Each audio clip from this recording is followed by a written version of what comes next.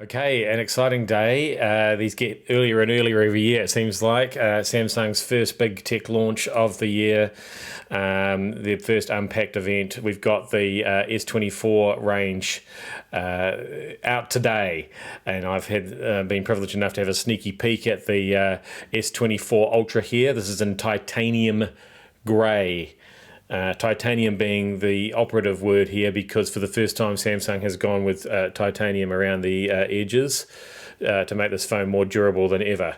And as usual, that means that the Corning Gorilla Glass is tougher than ever before as well. So, yeah, you'll want this phone to be able to withstand a few knocks and bumps, given that it starts at $2,449.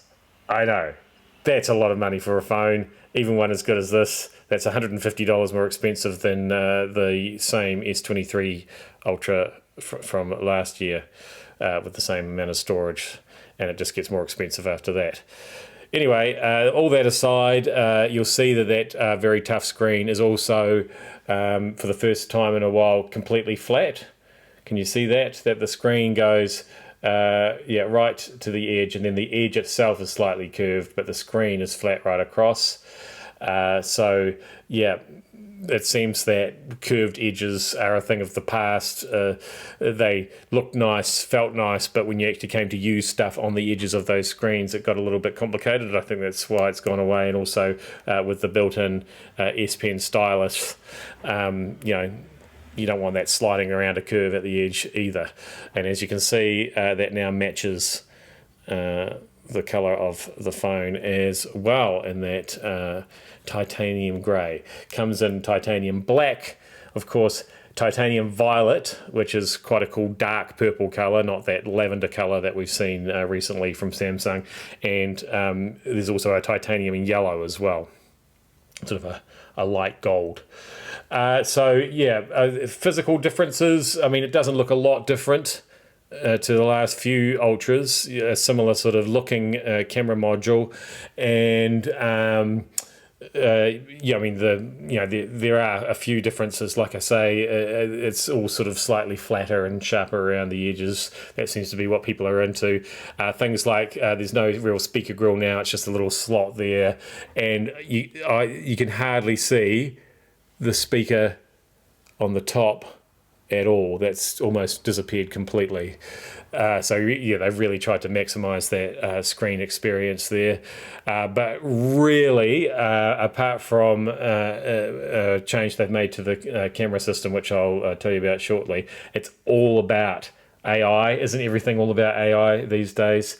And in my full review in a week or two's time, we'll really dig down and I'll show you how some of that stuff works, because you can now do a lot of translation and transcription on the device itself. So you don't even need it to be, if you're traveling, you can have a conversation in real time with somebody who's speaking another language. There's about 13 different language packs that you can download. And there'll be more to come. That also works on things like phone calls. So you can be talking to somebody in another country, doesn't understand English, and have your call translated in real time. And that all happens. You download the language packs on the phone, so it literally happens on the phone itself. It's not going up to the cloud. You don't have to wait for the translation to happen. It happens pretty quickly. And like I say, you can transcribe recorded conversations and all that sort of cool stuff. You can do things like circle images and search those, and obviously there's more than ever ways to edit your photos that you take as well. So that all sort of comes under Samsung's new AI umbrella. That's a software thing. It is kind of a hardware thing as well, because you've got to have some pretty whizzy chips, a lot of power in order to do that.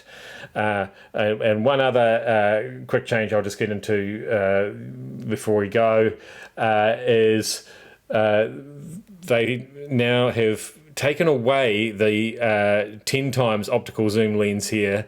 It's a 5 times lens, but instead of being 10 megapixels as it was on the S23, it's now 50 megapixels. So it's a much higher resolution zoom, which basically means that you're actually getting a better quality zoom photo. Oh, just when I thought I understood how all this stuff works, they've blown my mind.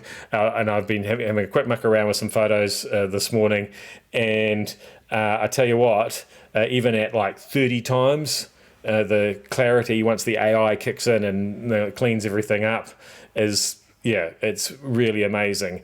And if you take like you can take, obviously still take up to 100 times zoom photos, which are not as clear, but if you get into the editing with the AI, you can remove objects, you can fill in the background, all that stuff happens on the phone, and it happens really quickly. Yeah, like I say, I'll demonstrate all that in my full review in a week or two's time. But yeah, I just wanted to say that yes, there is a new phone. It's out today. It's very expensive, but yeah, they have made some significant upgrades. Most of them under the hood, most of them to do with AI. But yeah, they're pretty major.